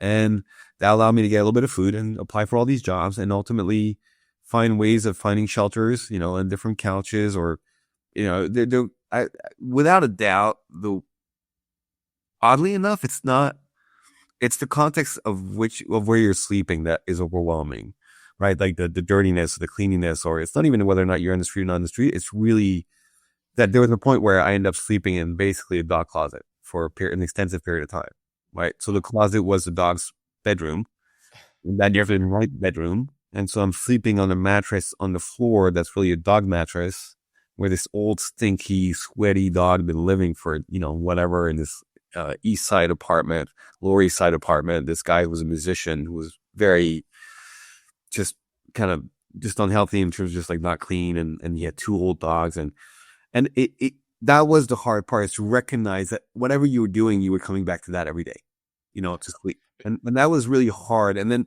but when people are like, how did you get up every day? It's like, well, I'd already lived all the ups and the downs. I already came from nothing. So nothing wasn't unknown to me, but nothing was not something I was going to ever accept again. And so how did that catapult you from living in this dog closet at your 3-day-a-week job that you had as a 17-year-old, now as a 27-year-old, to becoming an entrepreneur? So I recognized nobody would hire me. I recognized that I had no chance. So you'd hire yourself, basically? Is that where it's going? I had to figure out something. And so one day, believe it or not, my father had a second generation of kids with his second wife, and they were wealthy kids and nannies, babysitters, and expensive schools and private planes and chauffeurs and people doing their shoelaces. And I bump into my brother and I go, oh, where, because they lived in Soho. And I go, oh, where are you coming from? He's like, oh, I was playing at a PC LAN center. And I go, what's that? He's like, oh, we get together and we play Counter-Strike together, on PCs. And so we're all together and it's cool and it's fun and we get to talk and do it as as a group of guys. And I was like, oh, but you have everything at home, like, console and PCs and all this stuff, right? This is 2001. Yeah. 2002. And so first generation of consoles and PCs and all these things. And he goes, yeah, but we're in a group now. And so it's cool. Like we get to talk and we play other people. And I was like, oh, and then I went to this LAN center, which was a Samsung LAN center, which in Asia, they already were doing basically out of that, a ton of that, even that early. And I said, wow, okay. And it hit me. It's like, wait, I being an analyst, I got a bunch of, I went to read about the game market. I never grew up with any video games or anything. We didn't have that kind of money. We didn't even have a TV. So, I went and I studied the market and I was like, oh, well, consoles are really expensive. Video games are really expensive. Like who can afford this? All that, like if you service these things and you create an environment and Dave and Buster's already exist. It's like, why can't just people go and pay a couple dollars and play video games together? Right. But in the more console video game, like sports tournament environment where people can be entertained, because it was very clear that console games were entertainment, right? Madden and Halo, and there were community experiences, especially with the Xbox, which was the first generation of network consoles. Yeah. I remember I was playing that. I was playing Halo Networked on LAN parties myself. So yeah. And so what ended up happening is that I bumped into the wife of somebody who lived in the building where I used to live. And she's like, oh, my husband's on the board of THQ and Electronic Arts and blah, blah, blah. And I was like, oh. And I was like, well, I'm trying to figure out how to start a company in gaming. She's like, oh, go see my husband. And, one thing leads to the next. And I start my first basically gaming company, which was on servicing, console network games and venues. And so it's first generation really of centers as well as network gaming, as well as tournaments. And ultimately Game Time Nation went live and I opened venues. It became one of the best New York businesses. Even though I was still living on $10 a day and still going back to sleep at the doghouse. But that angel check, I was like, I have to make this work. And so one of the things that I have that a lot of people don't have is I have the ability for inner scarcity. I'm going to deal with the loneliness. I grew up in the darkness. I'm not going to need somebody to pat me on the back. My entire family drowned me most of my childhood. So these dynamics of resilience that you didn't understand could be advantages start creeping up, and your ability to fight and your ability to survive and your ability to persevere and your ability to have the grit. Right. And so when you combine that with just enough skills and just enough traction and just the right attitude, and you get put in front of people. And so next thing you know, I'm getting introduced to people who work at THQ and Electronic Arts and ESPN and, and next, we get sponsors and the venue hosts events and tournaments and birthday parties. And now it morphs into hey, we should host tournaments. And next, two guys come one day and they're like, hey, have you ever thought about running bigger tournaments? We could do that with you. I'm like, great, let's do it. And then, 6 months later, they're like, hey, we should launch a professional gaming league. And professional gaming in Western America was forced. And so basically one thing leads to the next. Is that sort of a good story for just entrepreneurship in general? Like you got to persevere. You have to build something high quality. And then the opportunities will start to flow as you keep building your reputation and brand. In that, is that sort of part of what it is for all of your companies? You got to show up every day and try to solve something with the attitude that people want to be a part of. Yeah. Right? You need people. I had a bunch of high schoolers working for me on the store and I knew nothing about video games. They're like, oh, at one point I was like, we got to get PlayStation. PlayStation used to own 60, 70%, 80% of the entire market in 2002, right? It wasn't Xbox, it was PlayStation, right? Sony owned the market. And the guys were like, no, if you want people to play together and start playing across the network, PlayStation is terrible for that. But Madden and Halo and NBA 2K, those are the games that everybody's playing, or racing games. So if you're going to want to do tournaments and events, and if you want people to play inside the venue together, the Xbox is the way to go. That could have just broken the entire business opportunity and strategy, right? I didn't know that. Yeah. But and then you just have to commit to the people who are giving you the information that you don't have and make it work. So, I know there's a million other stories that kind of keep you moving throughout all the process of kind of all these different businesses. When you think through, going back to it, what are the cultures that you think you built well at all these different businesses, or what cultures have you seen other entrepreneurs build really well to enable this continuous success? And then going back to where you started almost, you talked about long-term perseverance in really building the business. What are some of those qualities that lead to those long-term successful entrepreneurs and outcomes? Yeah, I think you have to master accountability. But what does that mean? Not just of yourself, but of people wanting to have that same level of accountability. So, without accountability, you can't learn. Sure. How do you define accountability? It's saying something and doing it. It's setting forth a goal. It's the notion that whatever is happening, the choice is yours. And you thus have the accountability to make that choice or not make that choice, to live up to that choice, not live up to that choice, right? If it's not working, it's on you. If it's working, doesn't matter, right? The accountability is something that I had to learn the hard way from my father, which is nobody's coming to save you. Nobody's coming to fix it for you. Nobody's going to come and do it for you. Nobody's creating you. Nobody's creating your life. Nobody's giving you a handout. And so if you don't take the power back in your hand, if you don't make the choice yours, then you're going to be a victim for the rest of your life of all circumstances, good or bad. It's really not your life. It's the environment's. And so, the pressure that I had in my youth and throughout my life early on always was a black and white dynamic of I can not get out of bed in my dog closet or realize that there's only one person who's going to change today, and that's me. Not wait for any, and that's the accountability that I kind of was forced into, even though that it was not my personality at all, right? It was not it was not who I was in my youth. But having that, and then you start applying that to goals and to outcomes and to the process is very empowering, right? Because now you're choosing your heart, you're choosing your pain, you're choosing your pressure. And all of that now suddenly has a purpose and a meaning and a value. And that means that you have value. That means that you have self-worth. That means that you have self-respect. And that nobody can take away. And I think a big part of the transition of losing all that money and losing social and losing Lifelight and losing myself so many times over was to recognize where the power really stems and comes from and is generated and is cultivated and ultimately is the part that is altering the environment. And that's within myself. So is that a key part of the cultures you would create all of your companies, this accountability culture? Yeah, because inaccountability is fairness, right? Which is you set a vision, you set a goal, you set a priority, you set a timeline, and then you empower people to that, and you hold yourself to that. Like you have your responsibility, they have their responsibility. Your job is to make sure that they deliver on their responsibility. When they do that, you're winning. We're deeply moving out more. What do you do to set up that they're delivering on? It's like, hey, like you said, you're going to deliver by the end of the month X. You did not deliver X. You're fired from the team, or so I think that's where how do you bring accountability into culture is hard when you're young, and you get better at it as you get older. Is when you're young, it's fear. Like it's power dynamics of fear. Like I was rough. People would get an email from me. I mean, like everybody, like you get an email, you're like, oh shit, Wilson wrote me an email. And by the way, I was always on.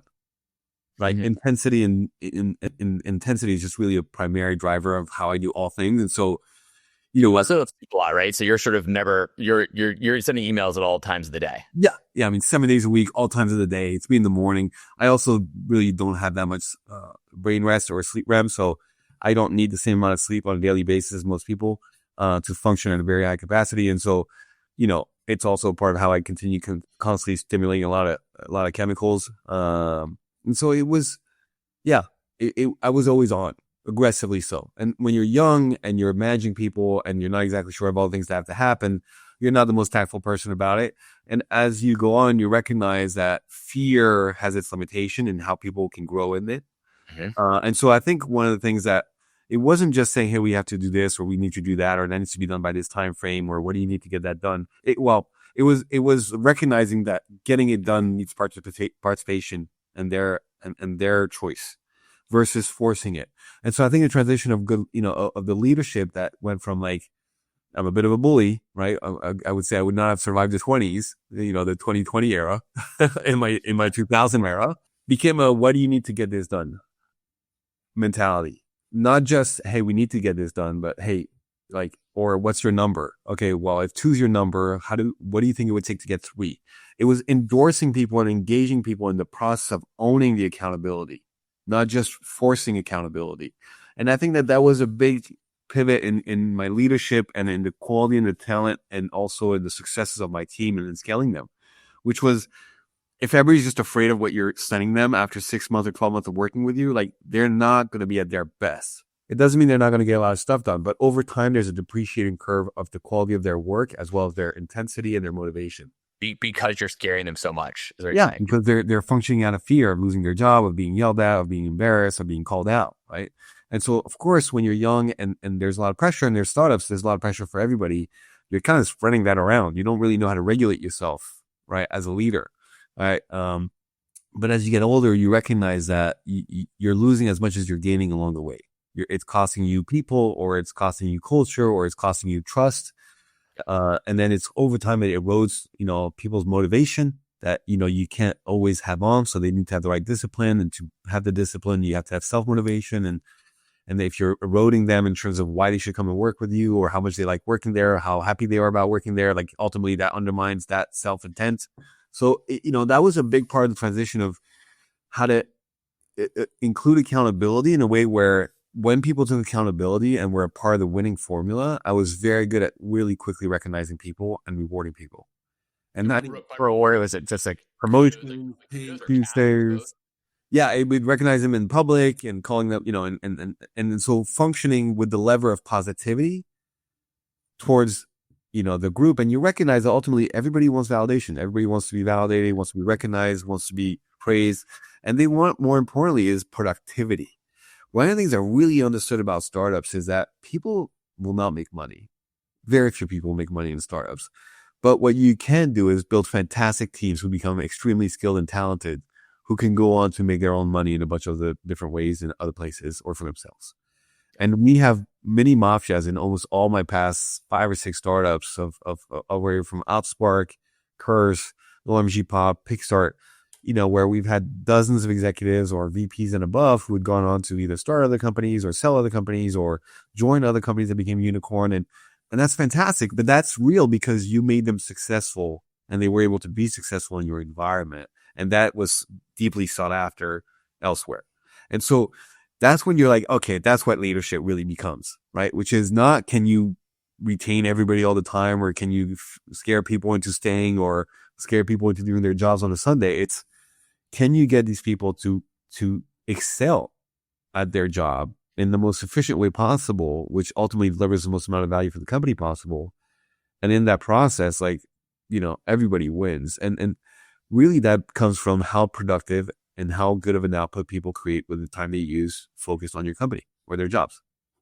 And are there when you think through kind of getting closer to the end of things, like when you think through the advice that you might give yourself when you're like running these companies, like if you think through advice you might give your younger self when you're starting these companies, or even advice you'd give to other founders today, what are some like critical key points of advice? You'd be like, do this, don't do this. Is it part of it? Don't work out of fear. What else is there though beyond that? Trust the process, right? What you're trying to do is develop the understanding of the process and to apply yourself consistently to it to see something come of it. I think a lot of people struggle with the fact that takes time and there's a lot of uncertainty along the way, but you're trying to create milestone to create some level of directional certainty, right? Not assurance, but some level of directional calibration that you're going the right, that's working. And so, it's really kind of like mastery of the process and understanding what's needed for it to work out, is where you want to spend a lot of your time. And it's is another way of saying that like patience, basically, like be patient. It's patience against the repetitiveness of the process, which, people always think like if I'm training for a race or if I'm training for a speed climb, or my life in general is pretty boring. Now, the life that I'm living is amazingly exciting and fun. And, I went 33 trips last year and, I'm doing all these adventures and challenges and I'm raising my kids and then 13 trips with them last year. But the way that works is because I have a really defined schedule. I eat the same way all the time. I train the same amount all the time, right? I don't cheat the rules, right? And so there's a part of the foundation of why I'm able to scale myself or get the outputs and the outcomes that I want out of all the individual circumstances that I create for myself to really be worth it, right? Because I'm all in on it every time, but also because I don't cheat the process. Because I've learned that when you start cheating the process, you're just cheating yourself. There's no hack. There's just the work, right? And the work is really not just I'm working. It's learning to understand what needs to get done, how it needs to get done, what getting it done looks like, or measured by, and so yeah, things should be measured. Yeah, it should have timelines. There should be pressure. Right, pressure is really important part of getting things done. Right, so again, I go if somebody is like, hey, I think I can make $100,000 this year. You're like, okay, all right, well that's their safe number. It's not the wrong number. And it's not the end all and be all number. It's the number that they made the assessment on. And you say, okay, what is that based on what we already have, or what is that based on, right? What's the analytical process that they apply to the process that it's going to take to make that number? I love to hear how people are breaking down the steps of the process to see whether or not they've taken the diligence to understand how things get created, the output of things, right? In contingencies of, the dependencies and other people or hiring or time or partners or execution or implementation, right? Or fail rates or deal time, closure times, right? Like windows, like all these variables, like, okay, or is this number just because last year's was 90 and this year's 100 sounds good, right? So then it's like, well, okay, you said 100, okay, you've done this analysis, whether or not you've taken enough contingency points to the formula. And it's like, well, okay, so what would it take for 150? What do you need? Not like, hey, that sucks or that's not right. But like, what would you think you could pull off 150? And somebody's going to be like, well, I haven't thought about it. I was like, okay, well, why don't you think about that? And then I want to see how they're thinking through the problem of achieving that, right? Are they coming up with solutions, or are they going to come up with reasons to why they can't do it? And that's a mindset and an attitude about whether or not you really want what's on the other side. And so the framing of that is really essential in so many aspects of our life, which is, you're just going to take the status quo, or you really want it, right? And so if 200 is the number, what is that going to take? And can I give you what it's going to take? Can I empower you to that? Can I facilitate that for you? And then the framing of our conversation suddenly. And by the way, when you start, when you're solving for 1 billion versus 100,000, like, you're asking different questions, right? When you're solving for 20 and that's a safe number, and now I'm like, hey, solve for 100, you're going to start looking at the problem differently. But what you're going to do, and you have to do, is prioritize better, right? Because suddenly, like, wait, this isn't going to matter. Yeah, you're right. It's not going to matter. I gave very similar advice to a lot of people. You got to prioritize so much better as you keep changing. It's like you hit the next milestone, and you're not shooting. You can't shoot for $1 billion right away, but you shoot for the next milestone. You need to hit 1 million in revenue. You need to hit 10 million in revenue. The questions change and the priorities change. Yeah, and until your priorities change, your focus change, removing things improves. A lot of the time, winning comes from removal of things or achievable. Right? Like, people are really bad at picking up things and removing things. And the reason why is because the brain wants the ability to have an excuse to keep you safe.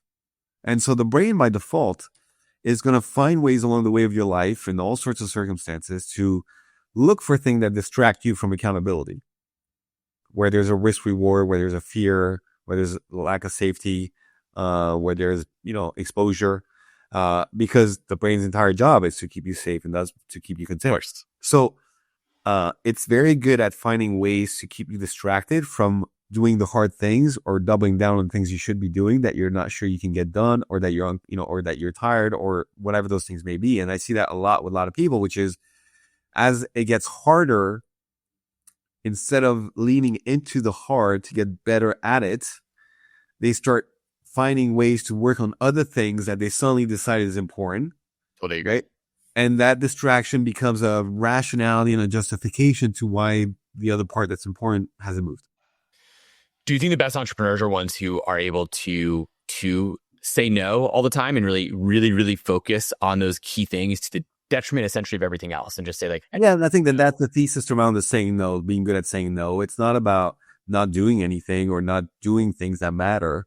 I think it's just having a good understanding of what really matters and because not all problems have the same value, and not all solutions have the same value nor the same complexity. And so every founder should have the natural disposition, and if they don't have it intellectually, to do it on paper, to break down what could they be working on that have different value output, and the complexities of each of those, right? Which is like a gradient of basically field to problem ratio of like, there's 10 things I could be doing, and they all have their own value, but they're not all as valuable or have the same priority to what it is that, ultimately facilitates this other person or achieves our goals or whatever. And so you have to be able to say, okay, well, this is the problem, and this is the complexity, and this is the resources, and this is the time, and this is the yield. And whether it's intellectually or analytically, which I'm very good at, I rarely have to do any of those things on paper. Those are all the things that you need to start recognizing are part of the job, right? Which is not to just be busy and not have a laundry list. Also, remember intensity, right? Intensity and consistency and longevity, right? Like there's just this kind of dynamic on a human standpoint of you having to refine yourself at being very good at maintaining intensity and focus, but over consistent periods of time. Yep. And that requires a refinement around, pushing yourself and repeating the behavior and understanding the values of things, and whether or not you can narrow down the scope and you can refine the specifics of what it is that you're working on or towards or applying yourself to, and then creating the pressure, right, for it, which matters to the intensity that you'll apply to it. And that's why I like to keep things in windows, whether it's a challenge like an Ironman. Usually will never give myself more than 2 months at this stage of my life at 50. Or if I'm, building a company, I look at things in 12 to 24 month cycles. And then building off of that next cycle into another cycle. Like I kind of keep things in windows of time where it's like, what do I control? what do I have the ability to maintain and sustain, to invest in, to be present for, to be consistent with? And so for me, it was always, I was early on, I was more of a fast runner than I was a long distance runner. And when I decided to do speed climbing and mountaineering, it wasn't that I would want to be a speed climber and had the ego to set a world record around speed climbing. It was, I met Nims Dai and I met Colin O'Brady, and they had set all the world records around the 14 piece and the Grand Slam of North South Pole and 7 summits. And I was like, wow, this is an amazing adventure. I've never done this. I should try this. Why not me? But ultimately I had a 5-year plan. I was parenting 2 kids. I was retired. I had commitments to their mother in terms of how we parent together, and those values is really important to me. And I never bent those rules. And I said, all right. And then I started it. I just started it. You just start. And then I reached out to these guys. I was like, hey, give me some tips. And then I was like, oh, I really like this a lot. It's like, oh, maybe I could do it a little faster and better. And then you invest in that. And then I was like, but again, I didn't have 20,000 things. I had my clients, I had my kids and my family, and then I had the climbing. That's it. Like, it's not as many things as people think. Right. And doing that very intensely and very committed every day is a full day. And so for me, it was like, I had to plan my trips and buy the equipment and learn and understand ropes and crevasses. And there's just a lot of studying. Like, there's a lot of intention towards that. And what happened is I realized I could do it faster. And in the faster meant, oh, wow, that'd be great. But ultimately, I also recognized that each one of these mountains take time. And I had a commitment to their mother. And then she was like, you're not going 6 weeks to Everest while I'm parenting. That's not something we ever agreed to. And I was like, fair enough. My only option was to speed climb. It was never the fault of like, let me say, well, record and ego is like, well, if I'm going to speed climb, I'm going to speed climb. What is that going to take? So it was always about what is it going to take to live the life and the opportunities that are possible to me that I decide are the ones that I care about. And then it's founded on that. And within the rules that you sort of either have set for yourself or sort of have to set. So on that note, I mean, like, to sort of one of the last 2 questions I like to always ask is, like, you've kind of described it, but like, what is this founder, an entrepreneur, the kind of work-life balance or unity that you try to achieve? Is it just like, hey, like, I have 3 things that I can do in my life. I have my coaching business, I have my sort of side thing with climbing right now, and I have my family. And those are my 3 things. And I cannot do anything more than that. I don't really give time for anything more than that. And that's it. Like, how do you balance those things? Or what should other founders do? Yeah, so again, I think that balance implied that everything is 30, 30, 30, 30, right? And that's not reality of anything if you're going to achieve any outlier outcomes, right? And where if you're going to do something extremely difficult, how is equality of your time and your energy like get you? But then something has to give to some extent. So how do you choose what? And by the way, people who have average lives, not to be critical of anyone in particular, or who are working 2 jobs at a factory, or they don't have balance. Who has balance?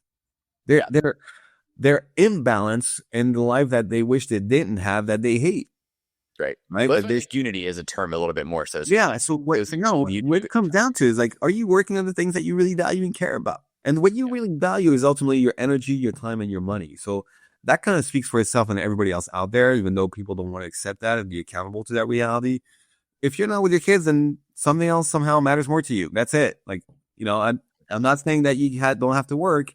I'm just saying that, it's just what it is, right? And in some context, your job matters more than your kids all day long. Like, because if you don't work and you can't make a living, you can't raise your kids. So it's not or you sort of yeah. So for me, it was always like, I kind of made a rule once my son was born and we just sold the WebG Pop. And so I made a little bit of money again. And so I ended up saying I had a 60-40 rule. 60% is the kid in the family, 40% is everything else. And so there was going to be no equilibrium because you cannot value all things equally. It was more of like, I have to compartmentalize. And I was very good at compartmentalizing because of all the emotional trauma I'd gone through and all the experiences of my life. And so I didn't have a problem jumping in and out of things really fast. Right. And so for me, it's like, okay, there's 24 hours in a day. I mean, I've done so much in my life on 24 hours. Like, if I'm going to bring from 12 things a day to 6 things a day, 24 hours is still an immense amount of time to do everything pretty well. So I think you start with, I have a lot of time mentality versus I don't have time. You have time for a lot of things that don't matter. So clearly you have time. So people all say that I don't have time. And I'm like, well, you're sitting there looking at Instagram right now. Like, of course you. Yeah, exactly. They're like, oh, well, it's only 5 minutes. Yeah. 5 minutes a day, every day, 5 times a day, 200 hours a week. Like, and so that's where, again, the mastery of the process It's your calendar. It's how you spend every minute of your day. It's what are you wasting time figuring out what you're eating? That doesn't exist in my life. Right? I don't worry about what I'm wearing. I don't worry about what I'm eating.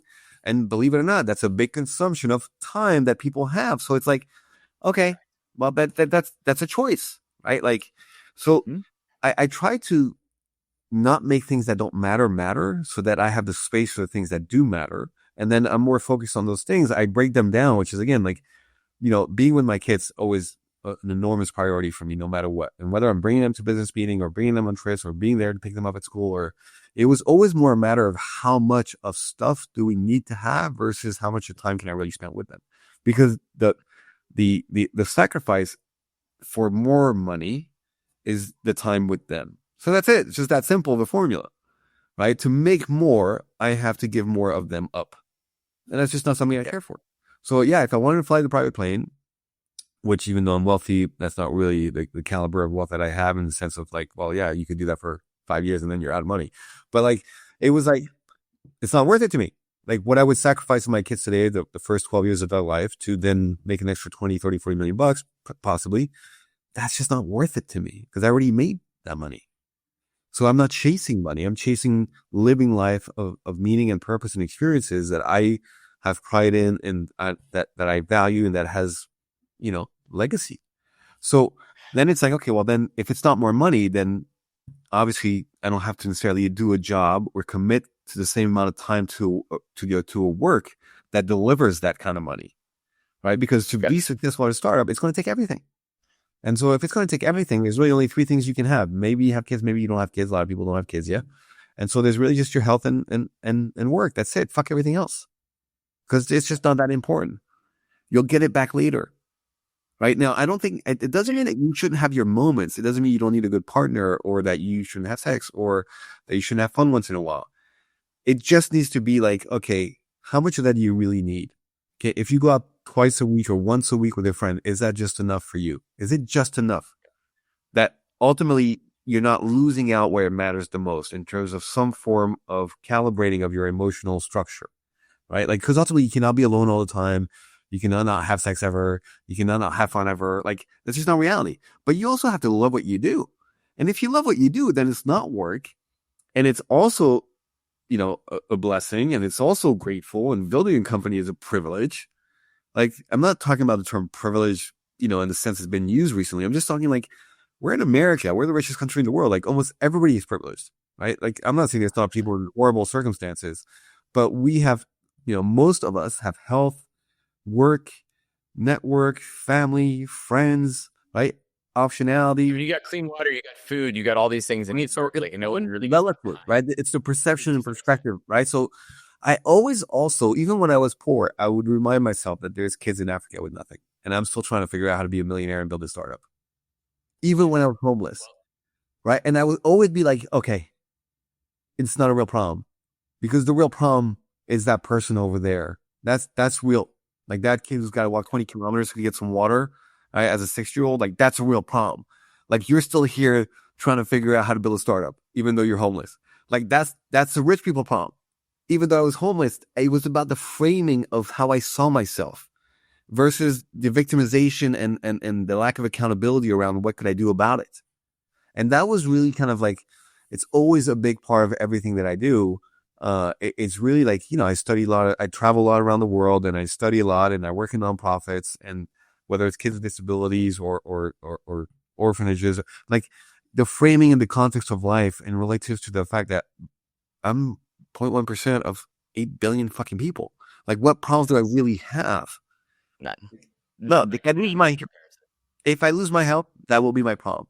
But realistically, everything else is about more and opportunities. And I also remind my founders of that. And I break down everything that they have versus what they've decided to focus on that they view as a negative or undermining. And I'm like, you've got 200 things that are like crushing it, and you're talking to me about these 2 problems.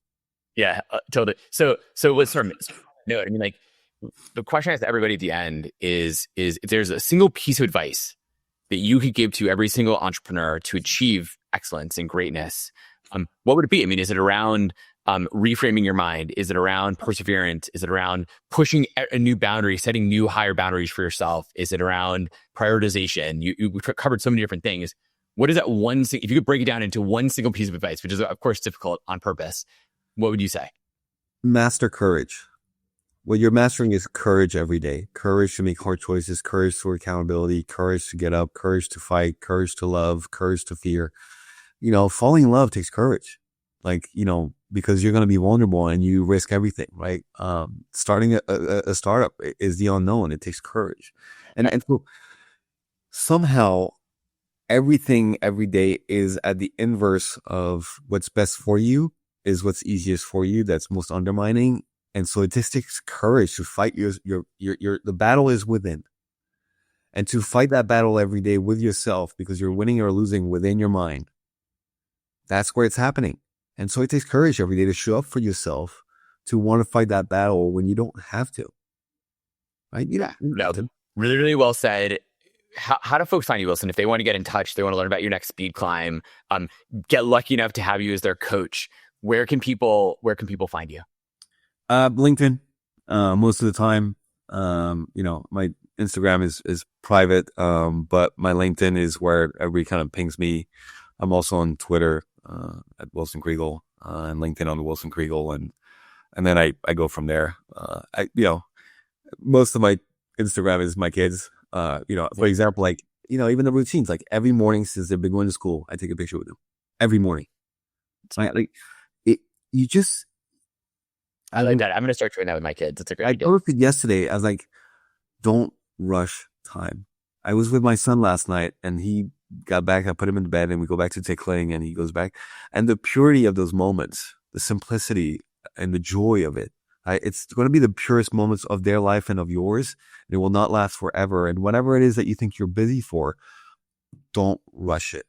Because it will be gone sooner than later. And what you're giving them is the presence of your love. And in that is calibrating their understanding of their humanity and of life and of joy and happiness and what's possible.